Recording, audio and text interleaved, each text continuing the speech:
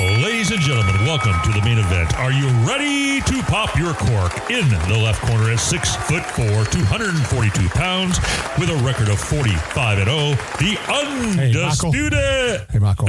Hey, Will. Hey, how many bottles of wine have you had? Well, Will, it's not the wine. I'm just so excited about the podcast. Yeah, I am too. This is not a boxing match. This is We Know Texas Vino. Salute.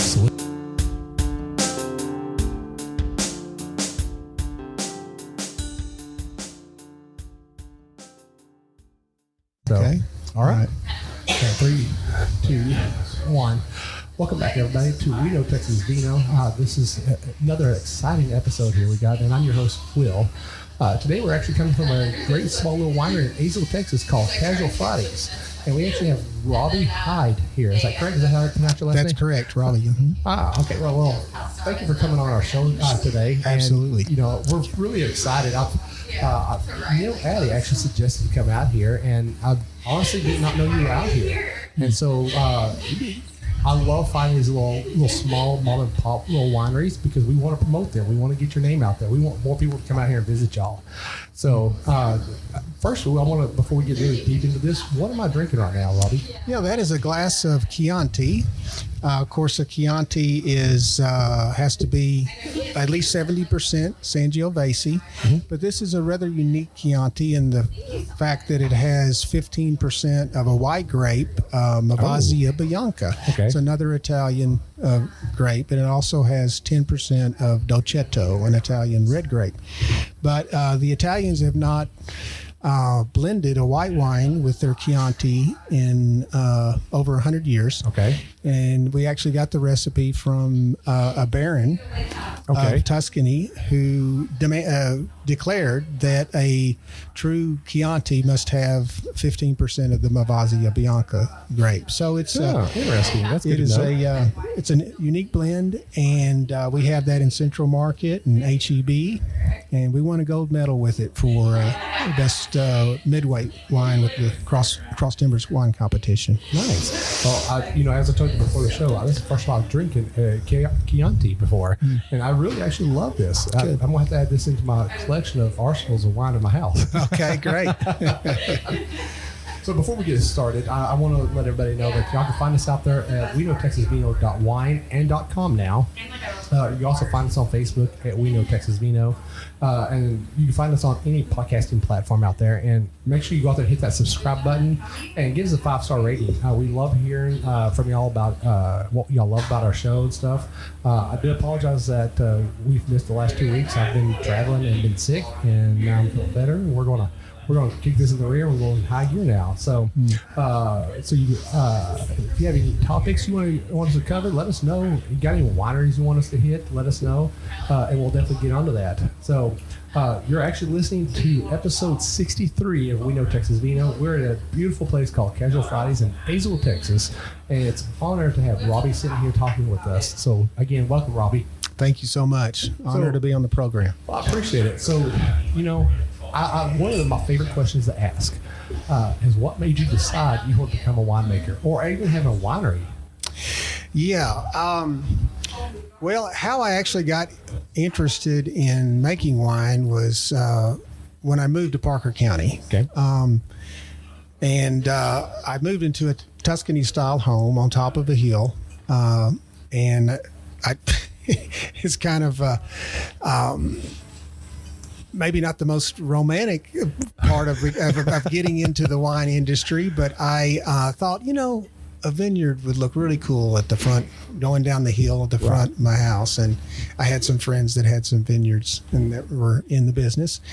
And so I planted a half-acre Viognier, Tempranillo, and Sangiovese. Okay. And the third year, when the vines had matured enough, I made... my first wine, which was a Viognier, and I had a local sommelier said he thought it was the best damn Texas Viognier that he had, and that we should enter it in the Texas wine competition. So I thought, well, while I'm, beginner's luck, out of the gate pretty well. So that's how I first kind of got started. We developed a Casual Friday label, which was just three wines. Okay. we were just selling to mom and pop grocery stores, convenience stores. Okay. But then we landed the Central Market account and Brookshire's and HEB and Specs, and business Wow. started to grow. So we opened a little tasting room on the west side of Fort Worth where we were doing the blending and bottling. Terrible location, but just a metal building. It had no ambiance or view to speak of. I think the view was a lumber yard across the street. But we started to build a following, and then we purchased the land out here in October of 2020. That's interesting. It's always amazing, hearing people's startup and how they get started making this wine, and then all of a sudden you just hit a big thing that really early on your winery here. So that's really awesome that you got into Specs and Berkshires and Central Market, all that really quick. What was you doing before you decided doing all this? I was in the aircraft spare parts business Okay. for 27 years, and we had a small fabrication facility. Okay. We did non-flight critical spare parts, Okay. basically for the interiors of a lot of military aircraft, primarily the C-130. So that was my background, and I thought I was getting into it's kind of semi-retirement industry. I didn't know I was going to be working 70 hours a week. Yeah, the wine industry never sleeps, Right. especially when you get your own vineyard going. Right. Well, again, it's fascinating that you actually, one of the things I saw about you, that you had a metal fabrication shop where you, I guess you opened up your first tasting room.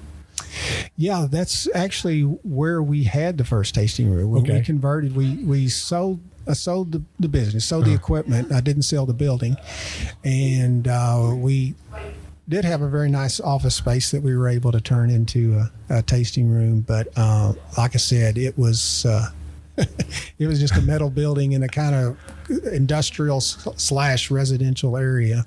I bet that was interesting for all the other people around there wanting to get some alcohol before 5 o'clock. Right, right. That is amazing. I like that. So you started your winery. You started growing your own grapes. You made your own wine at first, and you started out a little metal fabrication building here. So, what made you decide you wanted to get away from that and actually come out in here into Hazel, where we're at right now, and just buy this spot? I mean, what? When you drove by here, was you just like inspired by this spot, or is it just what was it about this area we're at right now that you just really wanted the spot? Well, Will, we actually looked for land for about 3 years. We were searching for land in this area.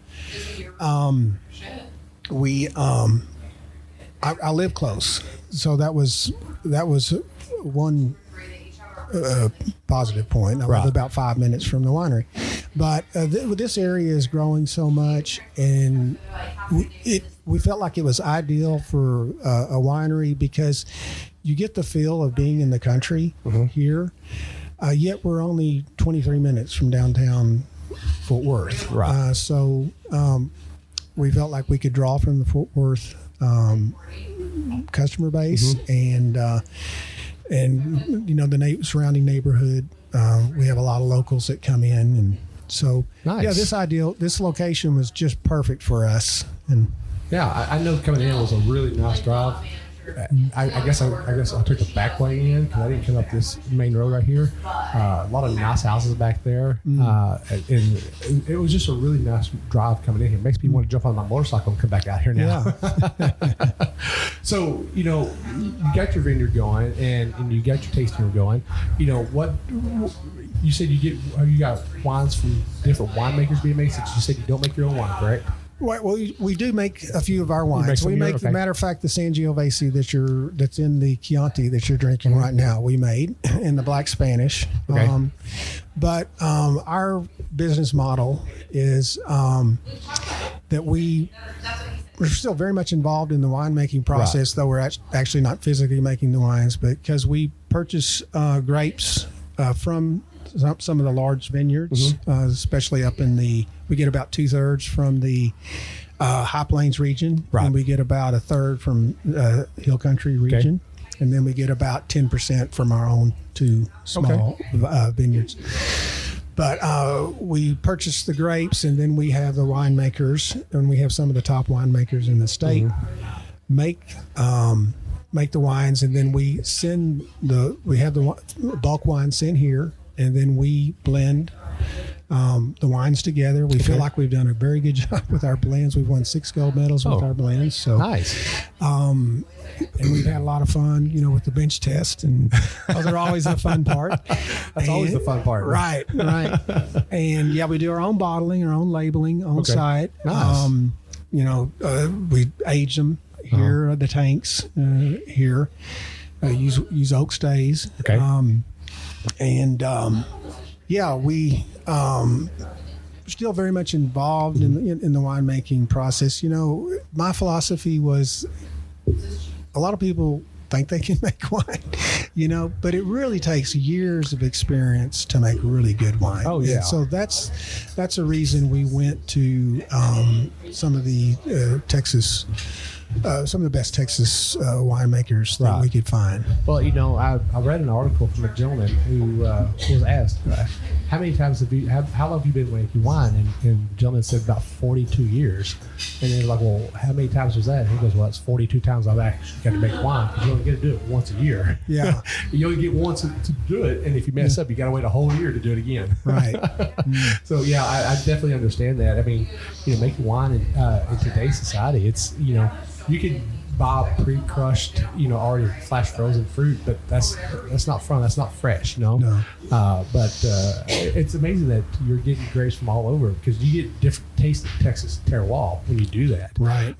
And it's amazing when I talk to people that don't understand Texas wine, or even didn't know that Texas has wine, and I tell them that you could drink wine that comes from the High Plains and from North Texas and from East Texas and from the Hill Country and from different areas of Texas, and you can get the same grape, but they're going to be completely different in taste. And they look at me like I've got multiple heads, because I mean it's true, because the soil in Lubbock is going to be different than the soil in East Texas. Right. In fact, actually, what was it I had the other day? I had a Sangiovese that was from Lubbock, and man, it was great. But it was very jammy taste. But I got one that was from East Texas, and it was very fruit forward. And I'm like, this is amazing. It's 2 different grapes from 2 different parts of Texas, and it has 2 different profiles. Right. And so people don't understand that. And I guess, and I'm not bashing on California, but I guess people get so used to what California provides out, they don't understand that when you drink wine from a place as large as Texas, you get to taste different regions. You get to taste different parts of it, because you get to experience where that grape came from. Right. So it's just fun to actually talk to people like that. Yeah. So excellent point. Yeah. Yeah. It's so do you ever plan on eventually in the future start making your own wines, or kind of dabble more into it? We will. We're kind of slowly growing into it. We're actually real excited about having our first estate wine. Okay.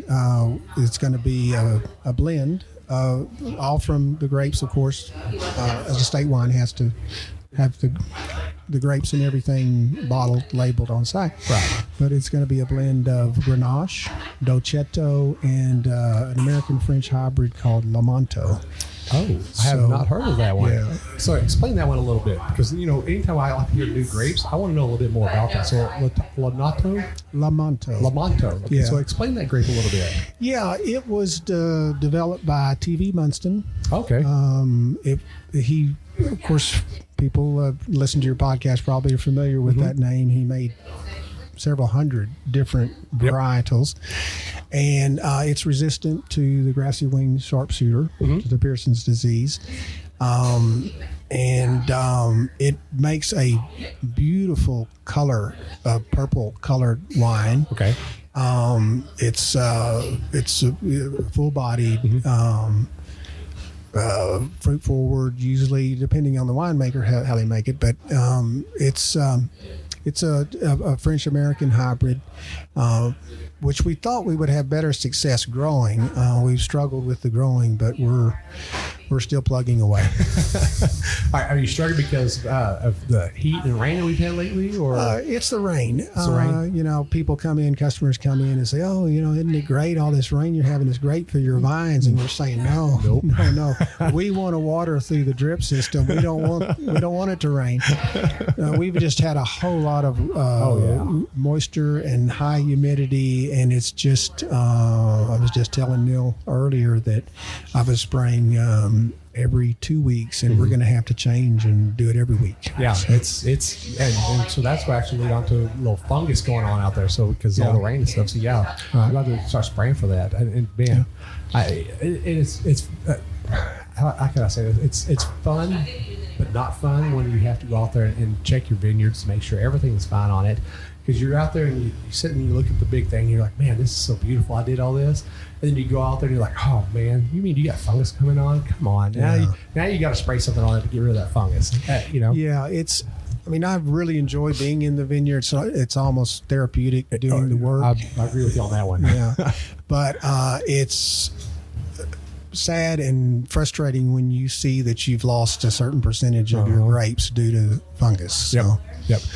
I love working in the vineyard myself. It's sitting out there and just, no one's talking to you, no one's yelling at you, no one's doing nothing. You're on your thoughts, and you're out there trimming the vines, and they're doing what you're telling them to do. Right. And they're not telling you no. And they become like children to you in a way. Exactly. So, you did make mention you get your fruit from different parts of Texas. Mm-hmm. So what vineyards are you actually getting them from? Yeah, we get from Ready Vineyard. Okay. It's our primary source. We also would get. We haven't recently. We were very saddened by the loss of Gary Gilsap at Texas Hills Vineyard. He was kind of my mentor. And I love the man. He was an awesome. Was an awesome winemaker, probably the best in the state. Okay, I really would say. So we got a lot from him. Coleman Cellars we get from the Hill Country. We've also bought from Bingham.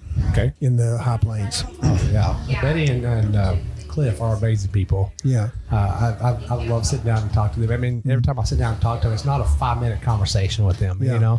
It's a 20-minute conversation about today, and it's 30-minute conversation about yesterday, and then it's about an hour conversation about tomorrow. and I love Betty and I love Cliff. I mean, I've sat down and had some long, good conversations with them. So they're a bunch of great people. I'm hoping eventually we get out there and get to talk to Reddy and Coleman Cellars pretty soon. So good. Yeah. So we got everything going here. You got your tasting going. What kind of stuff do you have going on out here? I mean, you have live music out here. Do you have like different tasting events going on here? What do you get going on out here? Yeah, we have live music on Friday nights during the season. Not year round, but live music on Friday nights. We have numerous events throughout the week. We would do chocolate and wine pairings. We did a Halloween candy pairing. We've done some classes. We've done just various events. We're planning on doing like a 5-course meal, pairing 5 of our wines with each course. That's in the works. Okay. So we have food trucks that come out the first Wednesday of the month. Okay. Just one day a month. And, seasonal, we had a Halloween dog costume test. And we've just done various seasonal things. We like to celebrate the holidays. We do the St. Patty's Day. We did a special green wine drink for St. Patty's Day. So we have fun. That's cool. I mean, that's all it's all about. It's about having fun. It's about getting people out here, get them to come together and just have a good time. Right. And that's one of the things I always joke about all the time is, you get people into the winery and we have a good time. We have conversations. You meet people that you don't even normally meet and talk on the streets. Whereas if you go to a bar, you're always in a fight. So, and I work at a tasting room myself, and I love hearing people. They will have a little disagreement. I walk over, like, this is a winery. We don't fight here. So, one of your slogans, I looked on your website. Your slogan says, "When in doubt, keep it casual." How did you come up with that? Well, it kind of incorporates a lot of our philosophy. The name of the winery incorporates a lot of our philosophy. We wanted to have a winery that was laid back, very informal. We wanted to appeal to potential customers that might otherwise feel intimidated about coming to a more formal type of tasting room, a more stuffy type. Right. And those have their place, and there's many wonderful wineries out there, but we wanted to do something a little more laid back. Right. And so the slogan and the name just means come as you are, enjoy the wines, have a good time. No one's going to judge you on how well you know your wines. Are you sure? Well, one of the things I really like, one word that you say on your website that I really like, and this is the whole reason why I started this podcast, is teaching people that wine does not have to be pretentious. Wine can be the most amazing, friendly thing that you have out there. And different places have different ways to get people to feel comfortable. And I think wine is the best way to do that. I mean, bring somebody who doesn't know about wine, help them a little bit along the way to teach them about drinking wine, and let them put their guard down and start talking to them and get to know them. And they will find out that you don't have to put your pinky finger up when you drink wine. I mean, it's just when I started drinking wine 4 or 5 years ago, I thought wine was pretentious, and I started reading about it, and I started getting to know the people in the community. And I don't know about any other states wine community, but I know in Texas wine community, it's a very friendly, family-oriented community. If you need help, there's going to be somebody there that'll help you out along the way. And that's what I love about this. And that's what I try to let people know is that, hey, Texas will help you out. If you got a winery going, they want you to succeed just as much as they want to succeed. And they're going to help you along that way. So that's probably one of the greatest things I love about the Texas wine industry. Yeah, it is almost like a big family in a way. And I've yet to meet anybody doing this podcast that has just not really inspired me to do bigger and better. I mean, I could sit here and name a whole bunch of people off the top of my head. Neil's looking at me funny over there. But I mean, I have come across a lot of people. We've done 62 episodes. And in that 62 episodes, I've met a lot of people. And there's some people that I haven't even done episodes with that just talking to them inspires you to do better. And they love talking to people. They love talking about their wines. They love talking about what they're doing. And it's amazing looking at the people when you talk to them and how much all they are about it. That's just the greatest thing. Yeah. So how did you, the name Casual Fridays, does it roll into your the slogan that you had, or you just one day decided to pick it out one day? Because I know everybody has a history of their name, how they came up with it. Like we know Texas Vino. We literally sat down and we wanted something that was easy to roll off the tongue, come up with a good, catchy name.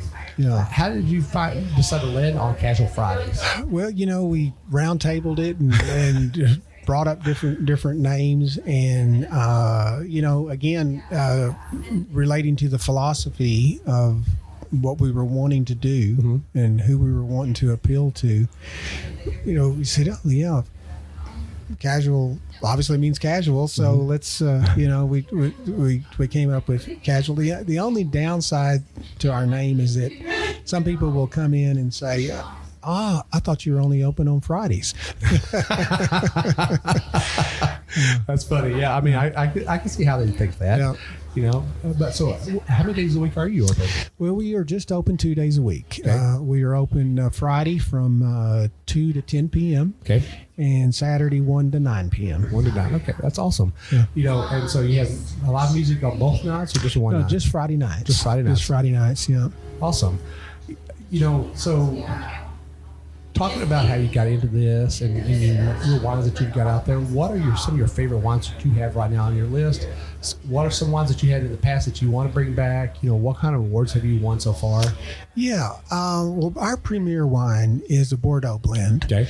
We call it Vortex. Okay. Play on words, Vortex. And it is a unique Bordeaux blend in the sense that it's predominantly Cab Franc, which is usually a minority player Right. in Bordeaux blends. And it's we won a gold medal for the the Cross Timbers Wine Competition for the best blend. And more proud of the silver medal that it won 82 entries and it won the second best overall wine. Nice. So it is our premier wine. It outsells all the others. I personally love it. The Merlot is it turned out very well. We really like that. We like our French. We call it a French blend. It's 2 French varietals. It's a white wine, 50% Pinot Gris, 50% Viognier. Okay.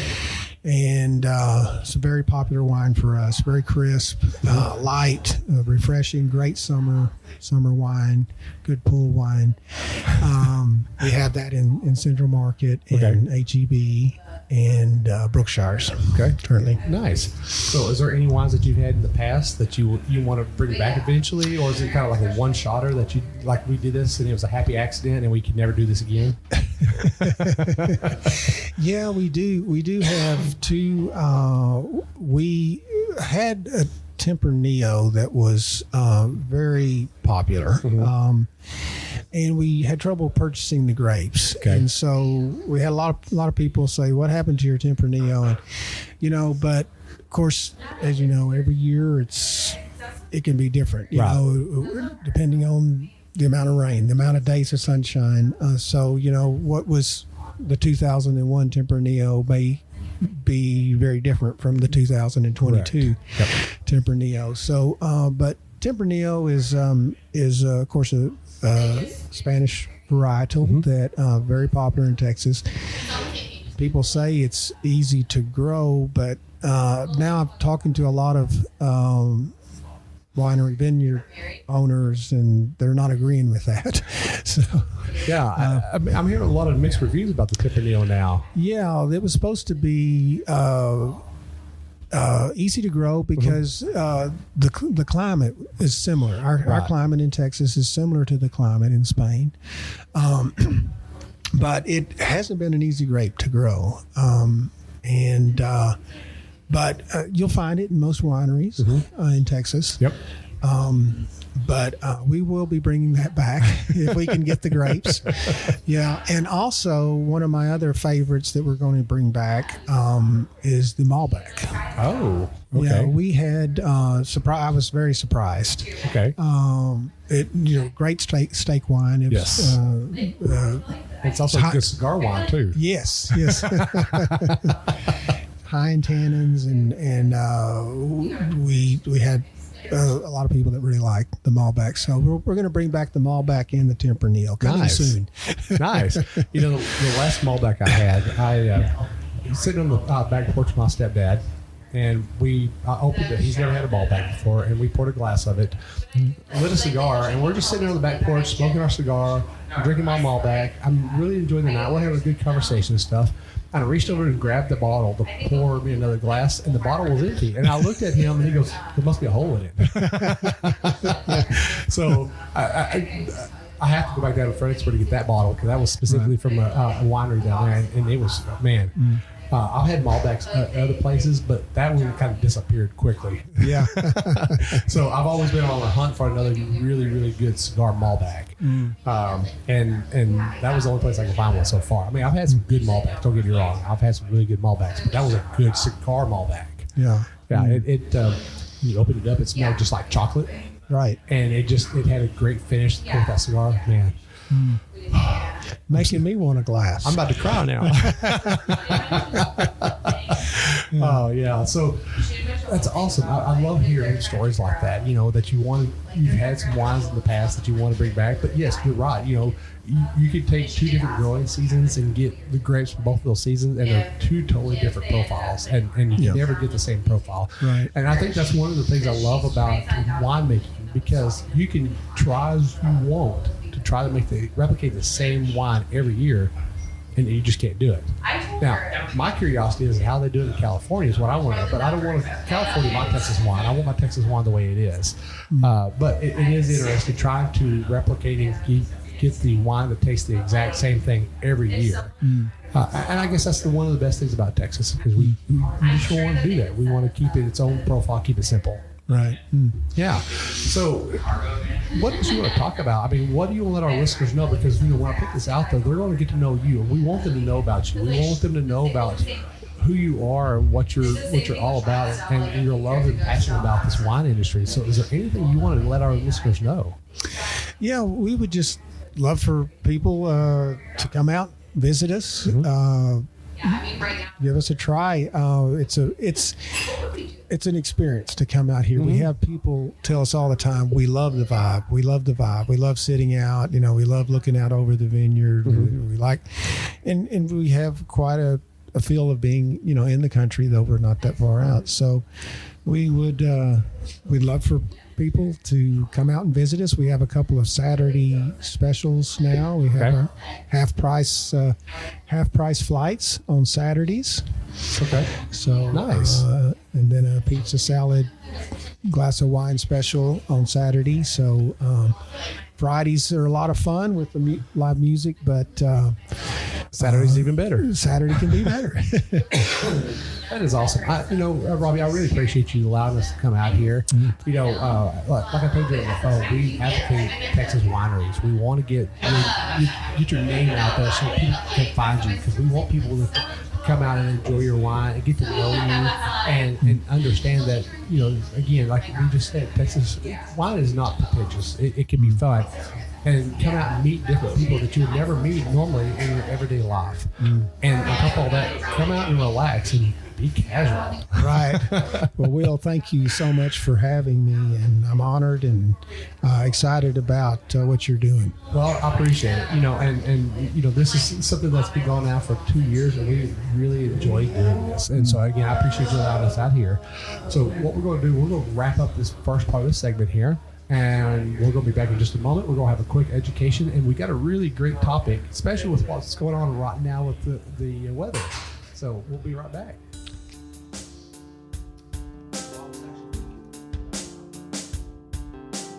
Hey, this is Jeff Cole from TexasWineLover.com.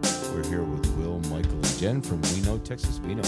And this is Amy Nemec with the Texas Wine Lover mobile app. We're wrapping up the interview and moving into the wine education portion of the episode, so stick with us.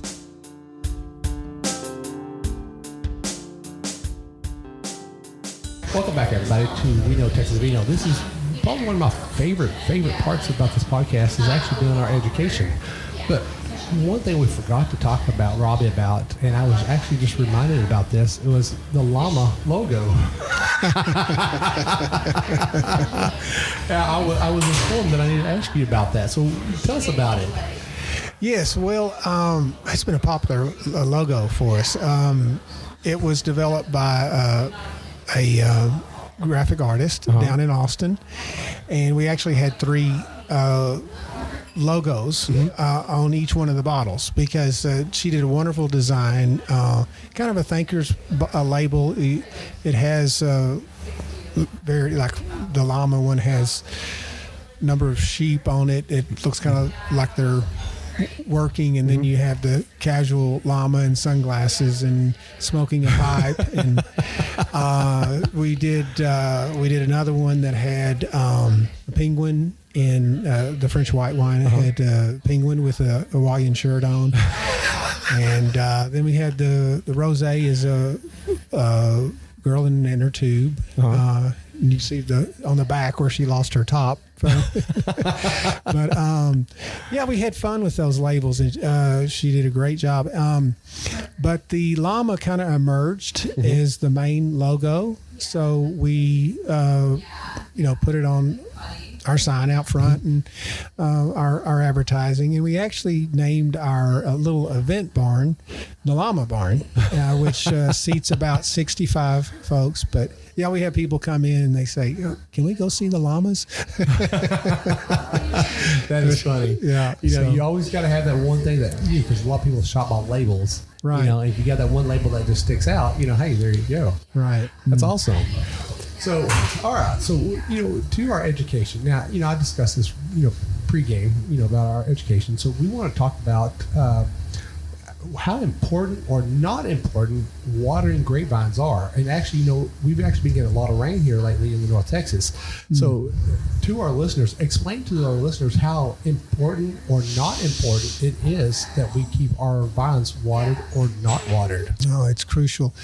The quality of a grape, it will decrease in its value if it's overwatered. So it's a real balancing act because of the hot, dry summers that we have. But overwatering can really diminish the quality of the grapes. It can, of course, the added vegetation, and it can add too much canopy to the vine. So it's a real, like I said, a balancing act, but it's very crucial. And correct me if I'm wrong on this. When it's hot and it's dry, and they don't get a lot of water, the grape actually holds in everything they've got, and it makes them plumper, and it gives them more sugar in it. But then all of a sudden it rains, they release that. It's kind of like almost releasing steam, off the valve. Is that a correct statement to say? Yes. Yeah. That was correct. Yeah, because I've tried to kind of explain to people, when the less water you give the vine, the better the grape is going to be. And they look at me like I'm crazy. They're like, well, why is that? Because, you always have a garden and you want to give it more water to get the better fruit, vegetation out of it. But for grapevines, it's completely opposite. Right. Grapevines like to be challenged. You really work with the watering right before harvest. Make sure that you really kind of cut back on the watering. It's just so important. Yeah, and I, like for example, last year we had all that rain up in the high plains. I know a couple of people who were getting ready to harvest up there, and right before it rained, they're like, hurry. And then it rained, and they said, well, we need to wait. Don't harvest until another week. Let it warm up a little bit. Let these grapes kind of suffer a little bit more. Right. And they're glad they did, because it actually pumped them back up a little bit, because they're like, oh, we're not going to get more water. Yeah. So now, the reason why you want them plumper is because you get a higher sugar content, which then in turn you get a higher Brix, which for listeners out there, Brix actually turns as your alcohol content. Exactly. So, yeah, when you add the yeast, the yeast, of course, eats the sugar and converts it to alcohol. That's, of course, how we get the fun stuff. Oh, yeah, that's the good stuff. That's the yummy stuff. So I love letting people understand that, because when you tell them that, they're like, I would have never thought that. And that's the greatest thing about grape growing, is because you don't have to water it you got to water it, but you don't have to water it much. It doesn't take much. Right. And I think I was reading somewhere, either one of my class notes or something like that, an average grapevine for a whole growing season needs like maybe 5 or 6 gallons of water. Is that correct? Wow, that's ours get more, but honestly, I haven't heard that low of a figure, but could be right. Yeah, again, I'm still learning all this stuff, and I could have misread it. It could have been said it needs 5 or 6 gallons a month. Yeah. Well, we were talking earlier with Neil. people will come in and they say, "Oh, isn't this rain great? For the vines?" And it's like, no, it's not. We want the water to come from the drip system, and not on the leaves, because we're fighting the funguses with North Texas humidity, and all this rain is it really makes it tough. Right. Yeah, and that's something that people don't understand. Especially when you start having big canopies coming up, because of all the rain and stuff, and you can't really get out there to do much because it's either it's raining or it's too muddy to walk out there because you're going to start tearing your vineyard up. Yeah. And so you start getting big canopies, and then you got to go out there and start pruning the vines back, Right. Because you want to get that sunshine in on that fruit. You want enough where it shades just enough, but you still want enough sunshine on those grapes. Exactly. Yeah, you want a canopy. You don't want the grapes to get full 18 hours sun exposure. They need the canopies important, but like our Dolcetto, we've been out thinning, just pulling leaves in order to get more sunlight on the grapes. If you have too thick of a canopy or too thick of vegetation, then they don't get airflow, and that's where you get funguses and the perfect storm for funguses. So. Yep.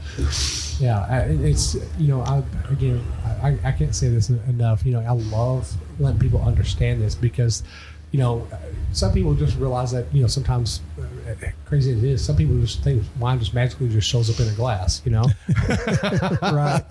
But right. There's a lot of hard work that goes into growing grapevines just really to get you wine. Yeah, there really is. There's you have to prune 4 or 5 times a year. You have to spray. Every other week. You've got to fight insects. Yep. You got to make sure that your water emitters aren't clogged up and that they're getting ample water. I have people say, "Oh yeah, I want to plant 25 vines in my backyard," and the first question I ask is, how many hours a week are you willing to spend doing that? Well, it's only 25 vines. I'll just plant them and they'll just grow. Yeah. And I said, no, you probably think about 4 hours every Saturday for those 6 months. Yep. Because they're just a lot of work. Yep. Yeah.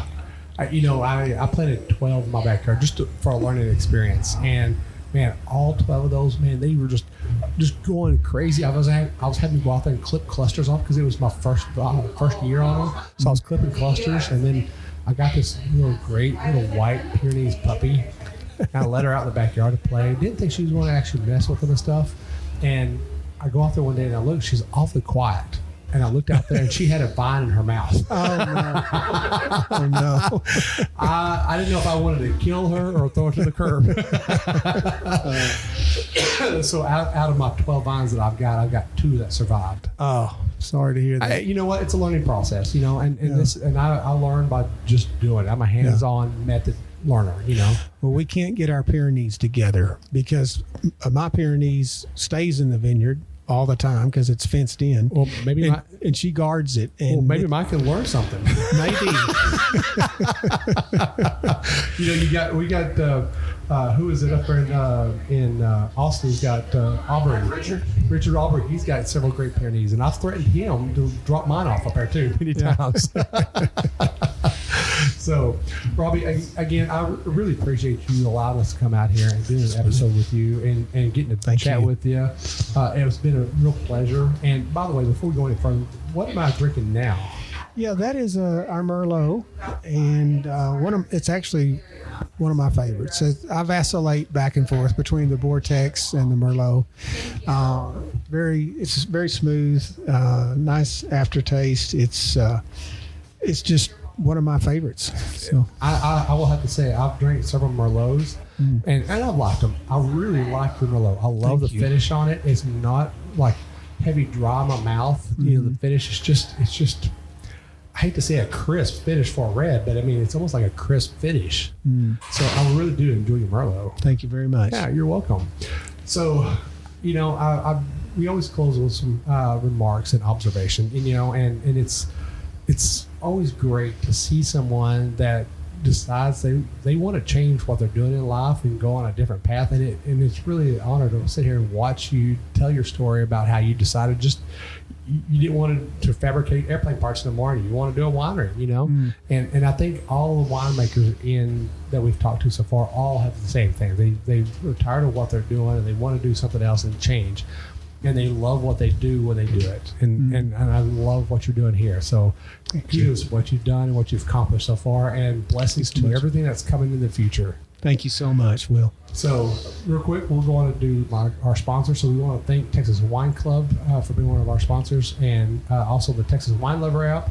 And actually, in episode 64, we're actually going to have Neil Addy here. He's one of the ambassadors. So that's going to be a great little episode. If you want to find more out about the Texas Wine Lover app or find out more about Texas wines, go to Texas Wine Friends on their Facebook page. And then also Fly with Wine. Have you actually heard of Fly with Wine? I have, yeah. They sent us a suitcase that would hold a case of wine in it. And I'm like, holy cow. And you actually personalize a nameplate on there for your name on there as well. I mean, I think it's better than sending it by UPS or FedEx, because you can get off the plane and drag it to your car and open a bottle of wine while you're driving home. And then also we want to thank Andy Gonzalez, the wino guy. He does a lot of the wine enthusiasts and guided wine tours and events and blind tastings. So, Robbie, every episode we always end with wine quotes. And since Michael's on hiatus, folks, he'll be back soon. I actually had to find my own wine quotes because he has a whole list of them. And some of them he actually made on his own. So I hope we haven't done these yet, and I hope you find them humorous. Okay?